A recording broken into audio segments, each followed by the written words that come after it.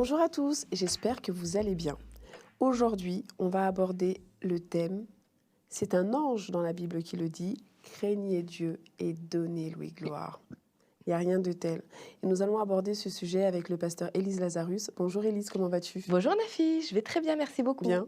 Oui. Et aussi avec le pasteur Camille Gétro. Comment vas-tu Gétro? Bien, merci. J'espère que toi aussi, Nafi. Au taquet. Top. En ce moment, je vais très bien. Voilà, nous allons aborder ce thème, donner-lui gloire et craindre Dieu. Alors, déjà, abordons le thème craindre. Quand j'étais petite, j'étais assez téméraire et je craignais pas grand-chose. Mais j'avais très, très, très, très peur de mon papa. Et pourtant, il ne m'a jamais, je dis bien jamais frappée. Mais j'avais une petite crainte, vous savez, la crainte invisible de « attention, je compte jusqu'à 3 ». Et un jour, j'ai fait une bêtise.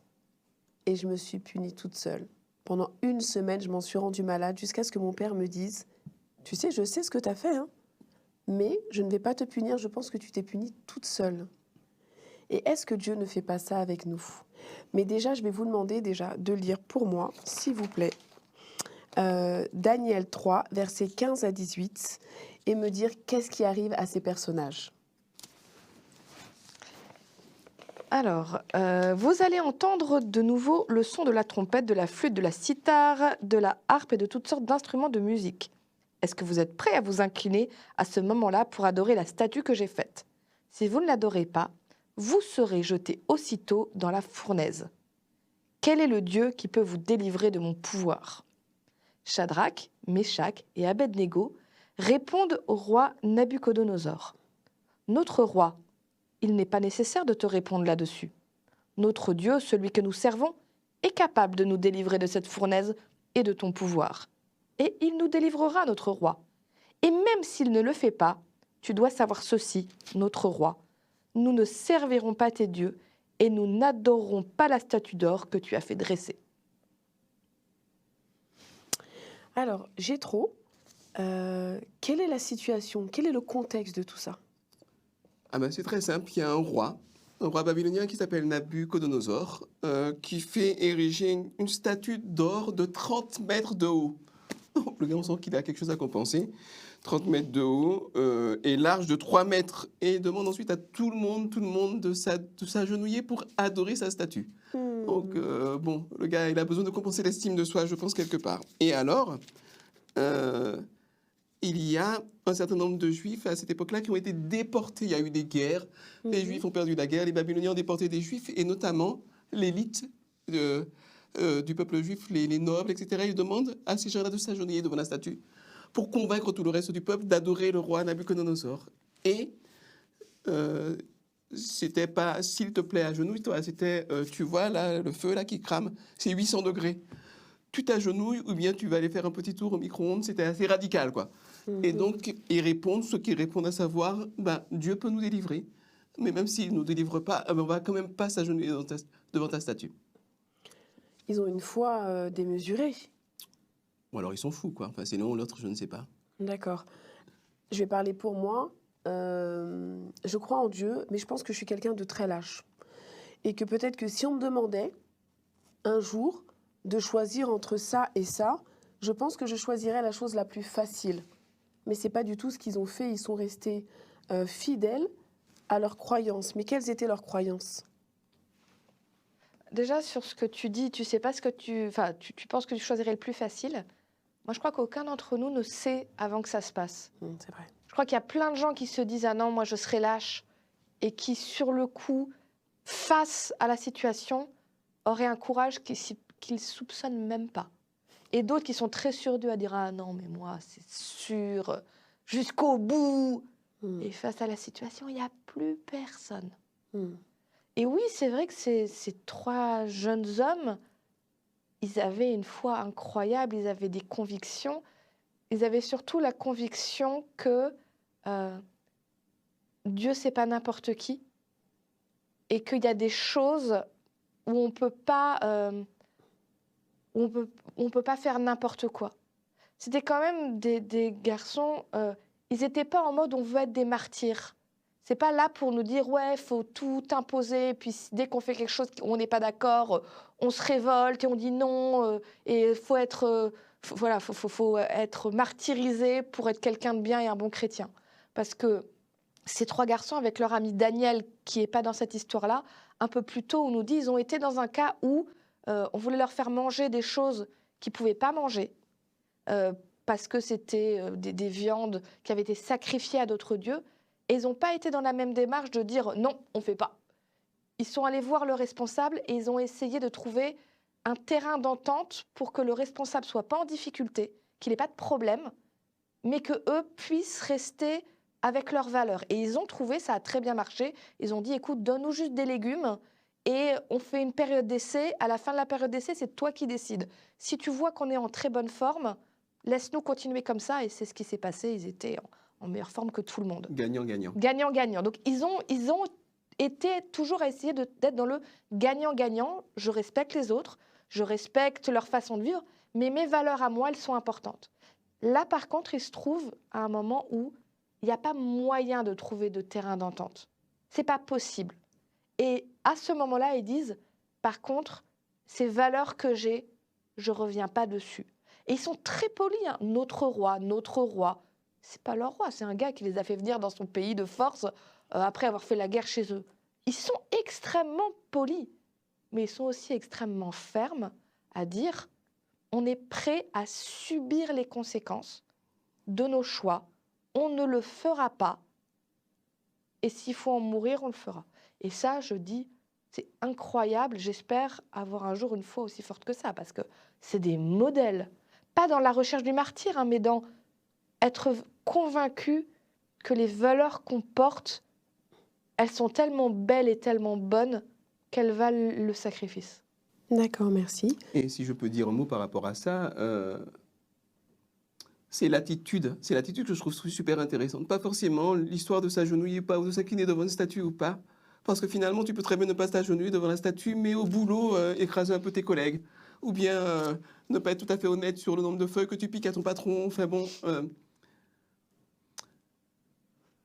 selon l'époque, selon le contexte, l'essentiel, c'est de vraiment voir clairement pourquoi est-ce que je fais ce que je fais, pourquoi j'accepte des compromis et pourquoi à un moment donné, c'est quoi le sens, c'est quoi la profondeur, c'est quoi la beauté. Et ne pas se dire, je refuse de faire ceci, je refuse de faire cela parce que ma religion me l'a dit. La religion, elle a son utilité, mais c'est pas la religion de savoir ce qu'il y a au plus profond de mon cœur et ce à quoi j'associe quoi exactement. Je te donne peut-être un exemple Vas-y. pour aujourd'hui. Parce que peut-être, en effet, ça fait lointain ce qui s'est passé pour eux. J'ai entendu là à la radio qu'il y a une députée qui a fait passer dans une commission une loi qui ne devrait pas arriver jusqu'au bout, on espère, mais pour dire que les médecins n'auront plus à soigner tout le monde, entre autres des gens qui n'auraient pas de papier, et de leur faire payer quelque chose, enfin voilà. Et qu'il y a des gens qui pourraient se retrouver sans accès aux soins.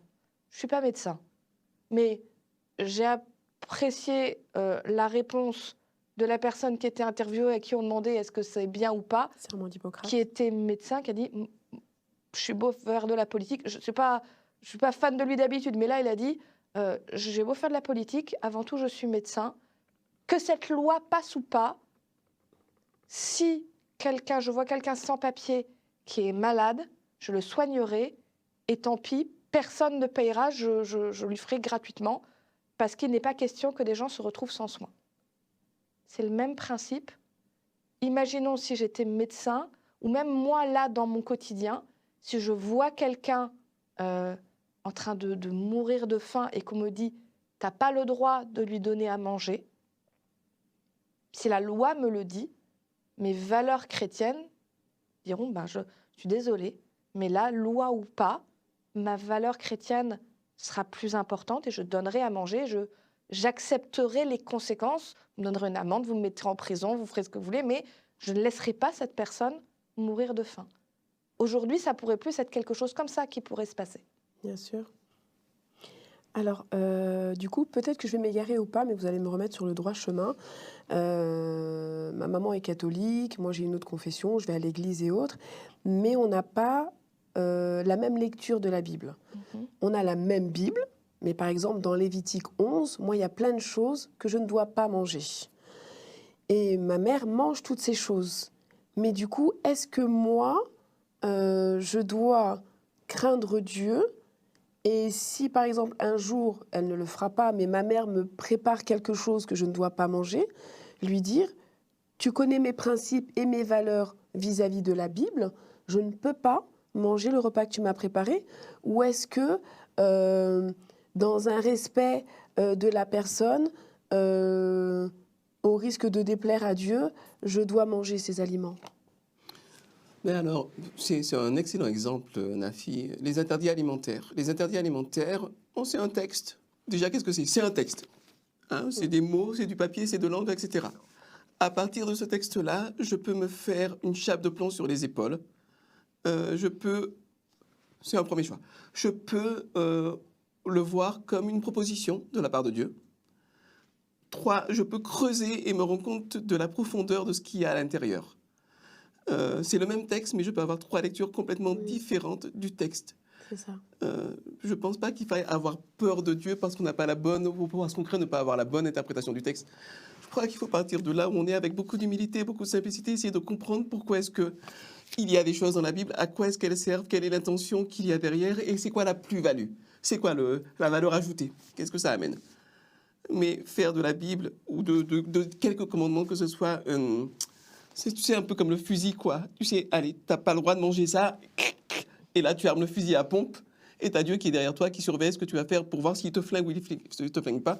Ça, c'est pas Dieu. Ça, c'est certains religieux. Certains religieux qui utilisent la Bible ou les principes ou la tradition religieuse pour t'asservir, quoi, pour te dominer, pour te contrôler. Et dans ce contexte-là, ceux qui disent que la religion est l'opium du peuple n'ont pas tout à fait tort, quand elle est utilisée comme ça, en tout cas. Ça, c'est sûr. D'accord. Moi, je vais prendre l'autre côté. On a dit craignez Dieu et adorez-le. Dans les valeurs que Dieu donne et dans ses lois, quand il dit comment on résume la loi, c'est tu aimeras ton Dieu et tu aimeras les autres comme toi-même. Je prends ton cas. Alors, le truc, c'est qu'avec Dieu, il y a souvent du cas par cas. Ok, tu es avec quelqu'un que tu connais bien et qui te connaît bien et qui d'un coup te donne quelque chose qu'elle sait que tu ne manges pas. La question n'est pas tant la nourriture là que tu essaies de m'imposer quelque chose où tu sais que j'ai cette valeur-là, elle te plaît pas, donc tu essaies d'imposer. Là, dans ce cas-là, on n'est pas sur une question de nourriture, on est une question de respect de l'un de l'autre. Maintenant, il y a plein de cas possibles. Et si c'est quelqu'un qui, par contre, ne le sait pas du tout, ou quelqu'un qui a donné de son nécessaire pour te faire un plat, et tu sais qu'elle n'a pas de quoi le changer, elle n'a pas de quoi... Je ne dis pas il faut manger, il ne faut pas manger, j'en sais rien, devant Dieu, Chacun a sa conscience. chacun sa conscience, Oui. et chacun son moment. Ma question va être plus de dire, pour adorer et craindre Dieu, qu'est-ce qui est plus important? Manger ou pas manger, ou comment est-ce que tu vas être en relation avec la personne face à toi, suivant aussi ses intentions et le cas, pour au mieux présenter les valeurs de Dieu, présenter qui il est et présenter son amour. Si tu fais ça, si tu es dans cette démarche de dire « moi, ce que je veux, c'est que tu saches que je t'aime, que Dieu t'aime et qui donne des valeurs importantes », faut pas après trop se prendre la tête non plus. Hein. Dieu, il n'est pas là à surveiller avec un éclair. Attention, tu as fait un pas de travers, pam, c'est fini, tu vas avoir des problèmes. Le but, c'est comme les amis de Daniel, de faire cet accompagnement au mieux pour être en paix avec les autres, mais c'est de savoir dire stop quand on essaye de te martyriser, de t'imposer des choses ou de te séparer de ton Dieu. Parce que cette statue, le problème, c'était que c'était un homme mégalo qui voulait imposer à tout le monde une seule religion pour qu'on l'adore lui et niveler, écraser tout le monde pour que tout le monde soit pareil et que surtout, il n'y ait pas une tête qui dépasse. D'ailleurs, il y avait plus lieu d'avoir peur, en l'occurrence, de Nabucodonosor que de craindre Dieu. Parce que finalement, qui menaçait d'envoyer dans le feu, c'était pas Dieu, c'était Nabuchodonosor. Et donc, moi, je veux juste te dire une chose très simple. C'est que dans l'univers, il n'y a personne qui ne t'aime plus que Dieu. Il n'y a personne qui ne veut ton bien plus que Dieu. Personne ne se soucie de toi plus que Dieu. Et donc, s'il y a quelqu'un de qui il ne faut pas avoir peur, c'est bien Dieu. Hein, j'ai beaucoup plus peur de toi, par exemple, que de Dieu. Ou de moi, que de Dieu. Ça, c'est une évidence. Et quand on parle de la crainte de Dieu, je crois que c'est juste qu'on commence à ouvrir les yeux sur la nature un petit peu, sur la puissance, sur tout ce que Dieu a fait. Et là, on est émerveillé, on est plein de respect, plein d'admiration, de révérence. On ne fait pas n'importe quoi. On est en présence de Dieu, on ne fait pas n'importe quoi. Mais ce n'est pas parce qu'on a peur de Dieu. C'est juste que c'est tellement grand, c'est tellement beau, c'est tellement immense que naturellement, on ne fait pas n'importe quoi et on est dans le respect. Donc la crainte de Dieu, bien sûr, mais pas la trouille de Dieu, certainement pas. Et l'amour de Dieu avant tout et l'amour du prochain, qui est aussi l'amour de Dieu avant tout. Alors, merci Élise, merci Gétron. Merci à toi, Nafi.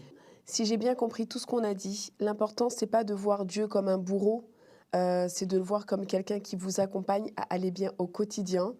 Vous êtes malade, vous allez voir le médecin, vous avez une ordonnance, vous la suivez parce que vous savez que c'est bon pour vous. Je vous invite, pour suivre l'émission de la semaine prochaine, à reprendre toutes celles qu'il y avait avant. C'est un cheminement et c'est 15 minutes, c'est pas grand-chose et ça va vous permettre de bien comprendre tout ce qui va suivre. Je vous souhaite une excellente semaine et à la semaine prochaine.